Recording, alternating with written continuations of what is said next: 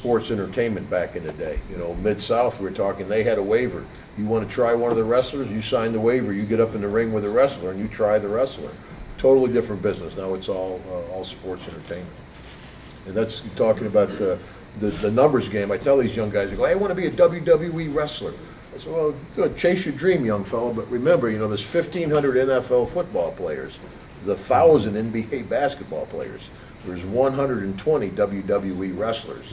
It's a television show. It's more competitive than sports. Yes, it is. And as Randy Savage once told me, they ask me all the time about this. I go, remember this? When I was first in the territory, we're eating dinner. He goes, Tugboat, the only guarantees is there are no guarantees in this business. You may be in the penthouse and be in the outhouse tomorrow, depending on the roll of the dice. And, you know, you get hurt. If you're off that TV, man, people forget about you, just like movie stars. They forget about you. They don't think about you anymore. You have to be in the eye of the public all the time, the fans. And the people that disrespect the fans is the same way. You know what I'm saying? They forget how they earned their money. Of course. And that's something great about wrestling fans. I mean, none of us are current on television. You know, once in a while they bring us out, but the fans still remember us. Wrestling fans are, you know, we can run a wrestling show during Super Bowl Sunday. We'll still have our fans. We got some great fans. Awesome fans. Blessed. Yes. So at one point in time, each one of the three, pretty smart, I don't know, but I'm pretty sure you've been a heel your entire life. The other three, you all turned from babyface to heel. Jim, you went over when you went to WCW, tried that for a short time. Chris, you went over, if I remember correctly, it was the turn on Luger. Yep. And Fred, you went over, you squash, bushwhackers. Yeah, they were. Right? The fans still hate me for that. So don't the bushwhackers. Short answer. I know. They're going to get attacked what? Each one of you, but the question being Yeah. is, why I have so much business knowledge in my head about wrestling, is did you feel that it was a better turn going heel, or what is it like for Vince, was it a better spot being his baby face? Actually, my turn, I sat down right with, it was one-on-one, Vince McMahon and myself. Nobody else, just me and him talking in a locker room. And as baby faces, one of the things that we start thinking about when someone goes heel, my merchandise, what am I going to do? Because we get paid baby faces merchandise. But also, guys will tell you too, when Vince has got you in a certain category, he keeps you there. So it doesn't matter if you go from a baby face to a heel, you're not going to lose your merchandise. Because in this industry, it takes two to tango. A good baby face is only a great baby face because he's got a great heel out there. And you got to have a great heel. So the fans really have a reason to get behind that baby face. And also you can make that baby face also his merchandise sales to go up. I mean, look at Sergeant Slaughter and Hulk Hogan. What a great heated rivalry that was, you know. But I enjoyed it. I don't know about these guys, but I enjoyed it because in our industry, it's great to be able to say that you played one side, but you also went to the other side and played it successful too. Not all guys can do that. Not all guys can be a babyface and a heel. So I love the turn with Lex Luger. Plus, it made all the sense in the world because everyone assumed it was going to be Lex Luger.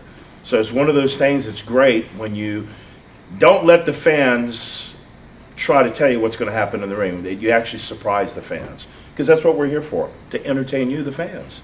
So it's great to entertain the fans to a place that they did not expect, and that's what they didn't expect with me, with the Lex Luger turn. I remember at SummerSlam in Chicago when it happened. The building got silent, and then they started booing and throwing stuff in the ring. That was great. That means that we did everything right. And at the end of the day, that's what we were about, and still the guys today. We want to entertain the fans. So I loved it. Yeah. My deal was totally different. I was with WCW, and I had a bad relationship with Vince Russo, and he was trying to actually push me out of my contract. He first made me the janitor of the WCW, and I had to wear a janitor suit, and he said, for the vignette, we're going to have you clean a toilet with a toothbrush. And I'm like, oh, that's great. You're like, well, so when the time came to do the vignette, I poured a Diet Coke in the toilet, you know, instead of doing this. I'm like, I'm cleaning the toilet! And water splashing all over it. It kind of made it work, you know. So when they fly me back up to Atlanta, they're like, well, we're going to turn you against America. And I'm like, geez, where are we going to go with this? Iraq, Iran, we're going to be part of Team Canada. I'm like, well, we got a lot of heat with Canada. But the one good thing about it was I cut my hair and shaved my beard. And I came back to the next show, and guys that I've known for 20 years didn't have a clue who I was. I'm sitting in the dressing room, and they're like, who is this guy? How about that Duggan, huh? And they go, hey, wait a minute. But Jimmy Hart and I used to talk. Being on WCW was like being on the Titanic. You knew the ship was going under, but you wanted to stay on as long as possible. So I put up with that Team Canada thing until the company went under, and I spent 7 months on contract after the company went over, because bottom line, it is a business, is the way I feed my family. So I had to put up with the BS to make it work.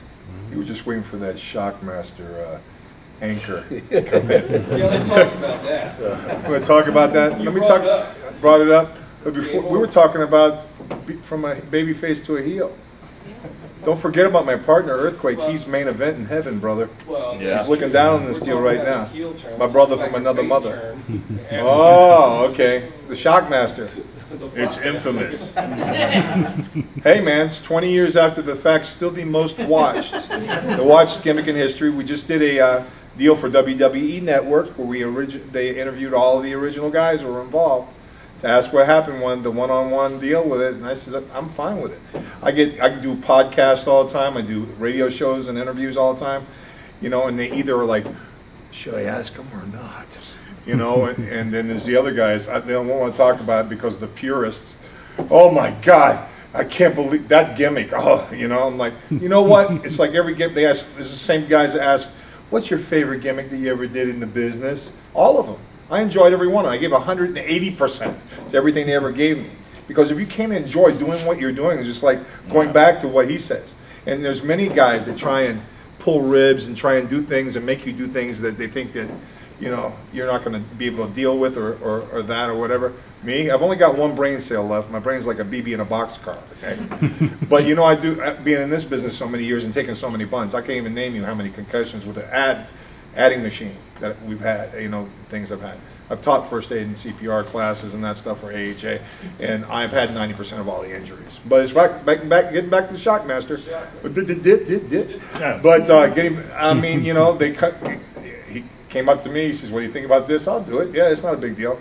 But when they come to the deal, they give me this mask, right? And glitter's coming through my eyeballs. I've never seen it before in my life. And so they wind up taking, I said, you want to blind me? So what they do, they take the secretary, pull her pantyhose off, they cut off the pieces of them and glue them over there. So I couldn't see before and I had glitter coming in my eyes. Now it's to the next level. Okay. Anyway, then they take me over to where we're supposed to do this thing, and it's a regular wall like they build in your house, 2x4s every 12 to 14 inches on center. They're not gimmicked. They're just straight boards. Wow. Mike Graham's the one supposed to give me the cue. And so they made the wall 10 foot tall, so they added a piece down here, a lateral piece that went across. So I got the helmet on, and Mike goes, you're going to have to hit this wall hard for it to go through it. Okay, no problem, man. So double axe handle, and I hit it. I got this mask on, so I just point me at the wall, and I'll hit it. So, boom. But realistically, I should have kicked the bottom of the wall, the beam off. And so I hit the top, and I was the human teeter-totter.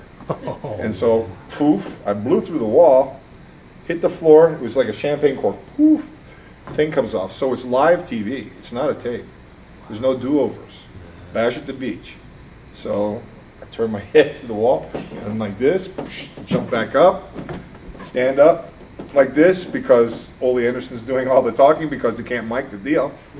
So, yes, I am the Shockmaster. So, and the rest is history.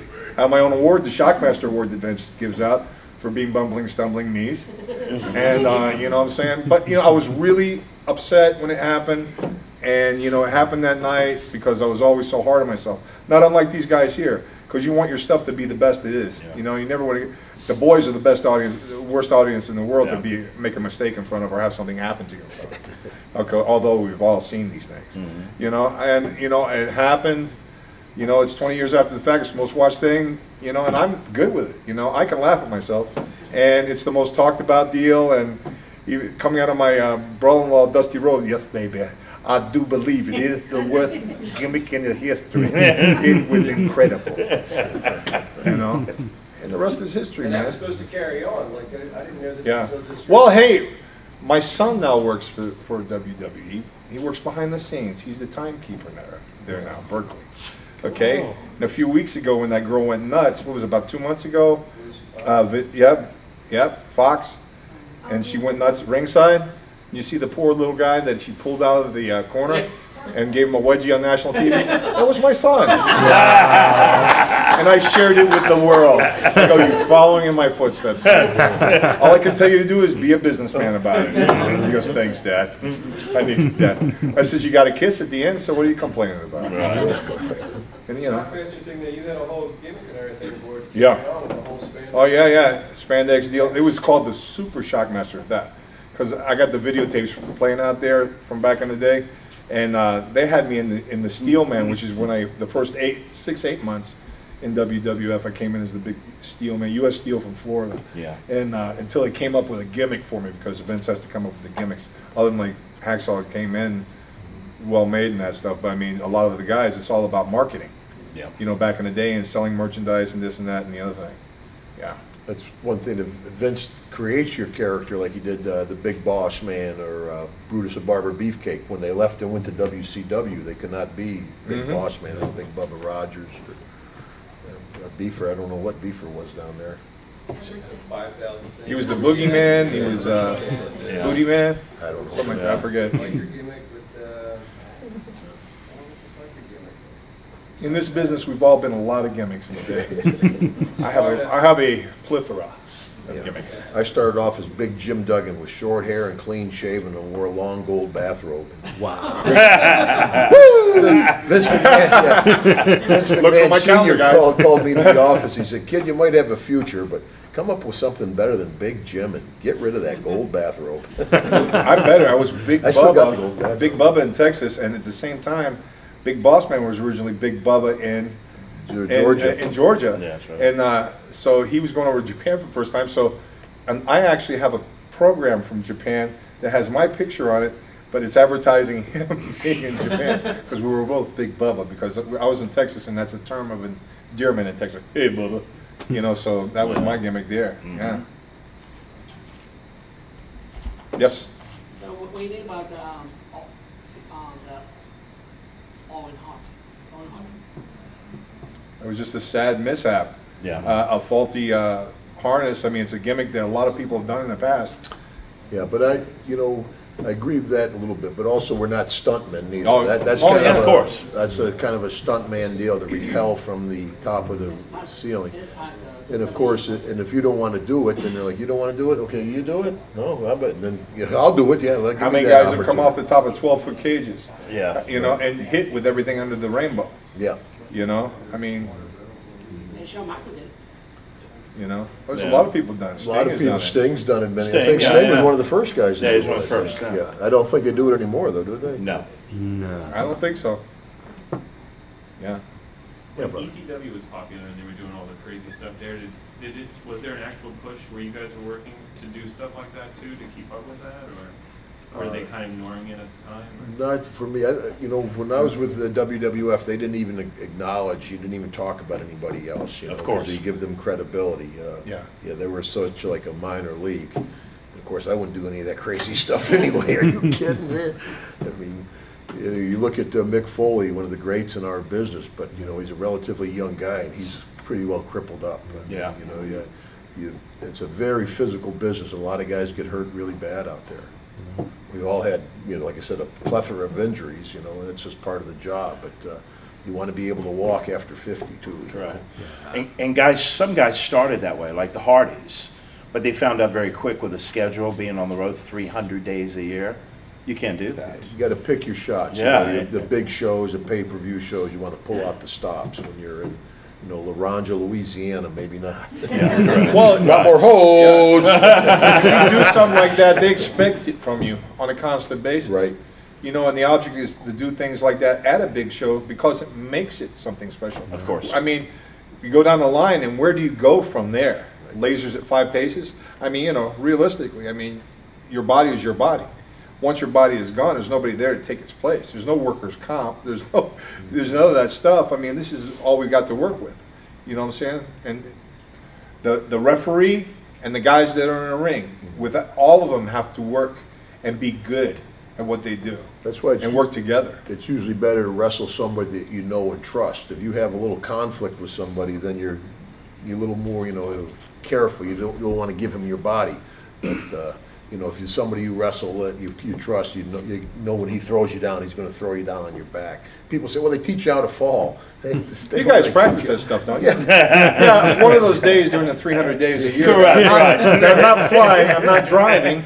Yeah, we do that, yeah. And of course, the other big misconception, people say, well, you guys are all good friends, aren't you? I said, yeah, we all compete for the same money. We're real good friends. Yeah, of course. It's a competitive business. There's a lot of animosity in the locker room. Yeah, you have, Yeah, like any egos. profession, you have a few friends, a lot of acquaintances, and a couple of enemies.